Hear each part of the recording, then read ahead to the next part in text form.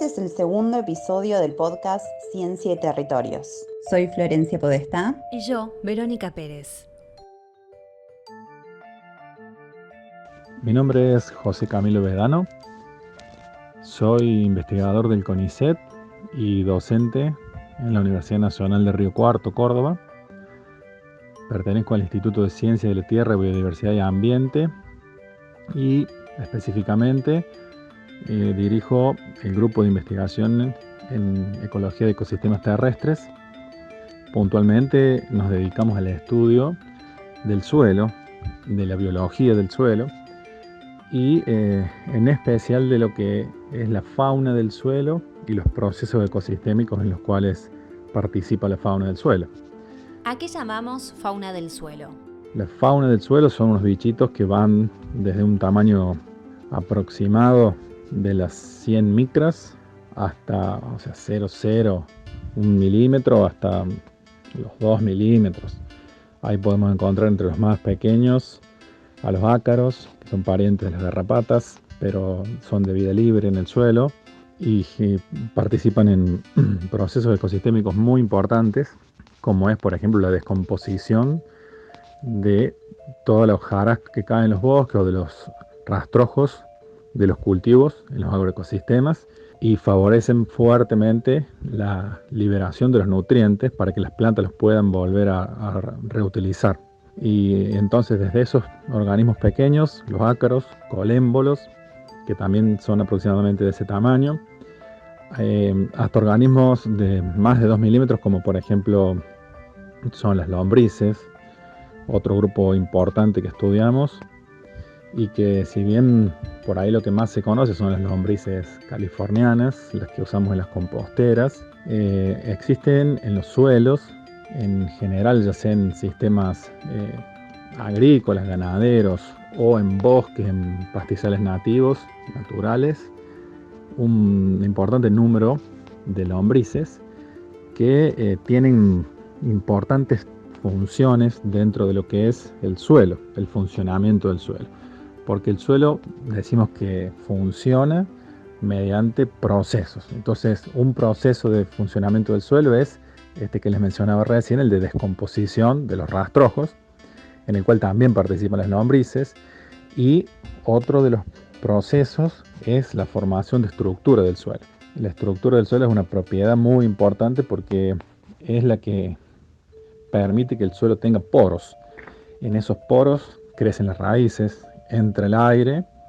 y circula el agua. Entonces un suelo que tiene una buena estructura es un suelo donde hay mucha infiltración del agua, entonces no se producen escorrentías y no se producen inundaciones. Es un suelo donde el agua puede quedar retenida y las raíces pueden utilizar esa agua. Entonces vemos que la formación de estructura del suelo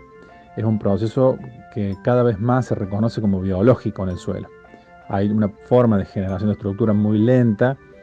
que es mediante procesos físicos de humedecimiento y secado del suelo, pero hace ya unos años que se le está dando muchísima importancia a lo que es la biología del suelo, y en eso buena parte lo hacen las lombrices en la formación de estructura del suelo. ¿Cuáles son los temas que estudian desde el grupo de investigación del cual formas parte? Nosotros estudiamos la fauna del suelo asociada a los procesos del suelo y lo pensamos desde una perspectiva de la sustentabilidad. Por lo tanto, estudiamos distintas alternativas de manejo agrícola ganadero, con énfasis en la región pampeana argentina, que evaluamos esas alternativas mediante la fauna del suelo y los procesos ecosistémicos. Entonces, de esa manera podemos usar como indicadores biológicos de la salud de los suelos estos organismos y estos procesos y poder establecer criterios para propiciar tal o cual manejo. Por ejemplo, el manejo orgánico, manejo agroecológico o manejo con intensificación sustentable de los sistemas agrícolas de la región pampeana para, justamente propender a la sustentabilidad tanto ambiental como productiva. ¿Qué relación podemos establecer entre los suelos y las personas? todo lo que ocurre en los suelos, en los campos agrícolas o en los bosques, tiene muchísimo que ver con lo que puede estar ocurriendo en las ciudades y no solamente en las ciudades cercanas a los campos. Arranco por ese ejemplo, es decir, de las ciudades, de los pueblos chicos de la región pampeana que seguramente hemos escuchado hace tiempo, problemas de inundaciones, por ejemplo. Bueno, como les comentaba anteriormente,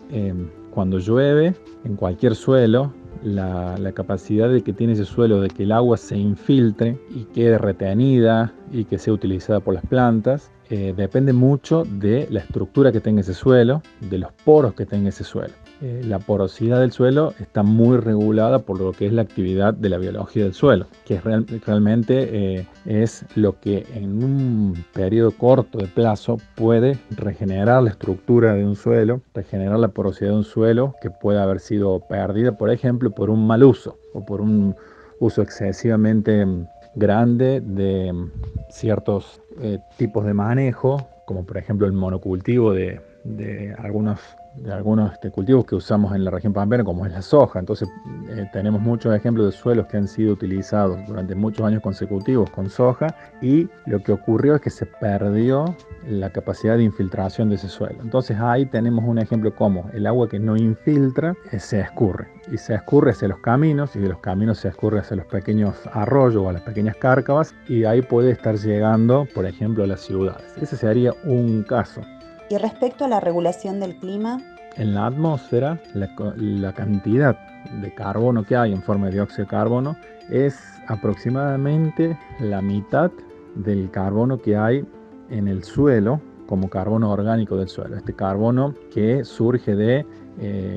la fotosíntesis, genera biomasa vegetal en los bosques, en los cultivos, como ya decíamos. Esa biomasa vegetal, cuando se muere, cae al suelo, y ahí empieza la descomposición y la incorporación de toda esa materia orgánica al suelo, que se estabiliza, es decir, que queda en el suelo y que no se pierde, en buena parte por acción biológica, ya sea de las bacterias, hongos y de la fauna que les comentaba que nosotros estudiamos. Entonces, ese carbono que tenemos, que se calcula en una unidad que se llama petagramos, que se sabe que en el suelo hay aproximadamente, en todos los suelos del mundo, 1500 petagramos de carbono, que hay que elevarlo por 10 a la 15, y en la atmósfera hay aproximadamente 750. Esa relación diferencial hace que pequeños cambios que ocurran en el carbono que tenemos en el suelo puedan tener una repercusión muy grande en lo que es la concentración de dióxido de carbono en la atmósfera, y por lo tanto en la regulación del clima. Entonces, ya sean cambios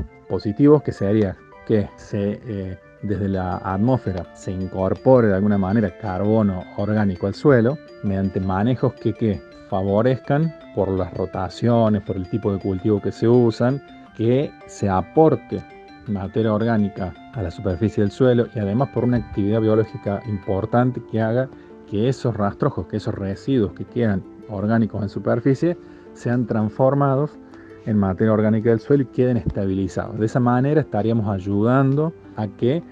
una partecita chica pero importante del dióxido de carbono de la atmósfera lo retengamos en el suelo, y de esa manera bajar la concentración de dióxido de carbono de la atmósfera, que sabemos que hace un tiempo que se ha venido incrementando. ¿qué detalles podés brindarnos sobre los sistemas de manejo agrícola? En general, nosotros hemos estudiado que la agricultura en sí, si uno compara con sistemas sin agricultura, por ejemplo, suelos prístinos, suelos naturales,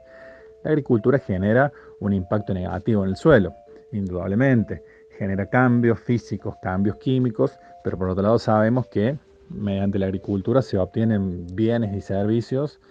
que necesitamos para sobrevivir. En general, sin entrar en discusiones que también está bueno dar, pero sabemos que se necesita la agricultura. Entonces, ¿qué ocurre? Hay distintas formas de producir, y esas distintas formas de producir, si bien todas afectan de manera negativa al suelo y por tanto a la fauna del suelo, algunas son mucho más amigables, digamos, no solamente con el ambiente, sino con el sistema en general. Cuando se dejan de usar agroquímicos, ya sea que se reduce mucho o que se deja de usar los agroquímicos, como podría ser en agricultura orgánica o en agricultura agroecológica, el suelo empieza a funcionar mediante procesos biológicos. Entonces, en vez de usar tanto fertilizante, lo que empieza a ocurrir es un cambio hacia el proceso de descomposición de los rastrojos de los propios cultivos se empieza a favorecer y se liberan nutrientes. Entonces todo lo que es la fertilidad de los cultivos viene dada por ese proceso biológico. Y así varios otros ejemplos más en los que se da este paso de un funcionamiento químico a un funcionamiento biológico del suelo. Muchísima importancia, y nosotros ahí sí hemos medido en muchos campos de la región pampeana situaciones donde mediante esta reducción en el uso de agroquímicos, este incremento en el uso de cultivos invernales, de cobertura, incremento en la rotación, se ha logrado favorecer el funcionamiento biológico, la abundancia de las lombrices, la abundancia de los ácaros que nosotros estudiamos, la diversidad en general de los organismos del suelo, y se ha logrado favorecer los procesos en los cuales estos organismos participan. Nos interesa conocer un poco más acerca del grupo de investigación del cual formas parte. Somos un grupo de investigación formado por investigadoras e investigadores de distintas edades, de distintas regiones del país, que funcionamos en base a sueldos que nos paga la universidad pública y fuertemente el CONICET, un organismo de investigación nacional, público, que tiene, por ejemplo, un sistema de becas, que esas becas son algunas de ellas para hacer doctorados, como es el caso de 4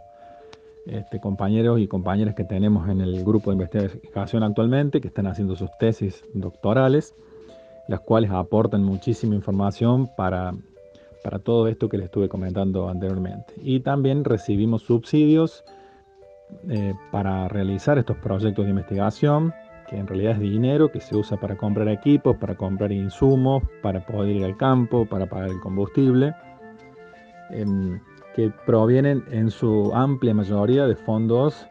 de la Agencia Nacional de Promoción Científica y Tecnológica de la Nación Argentina, del CONICET mismo y de la Universidad Nacional de Río Cuarto.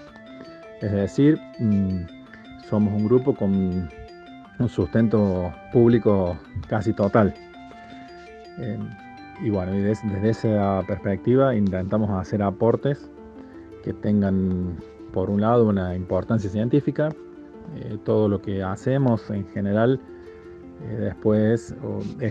por un lado, lo usamos para generar publicaciones, que son artículos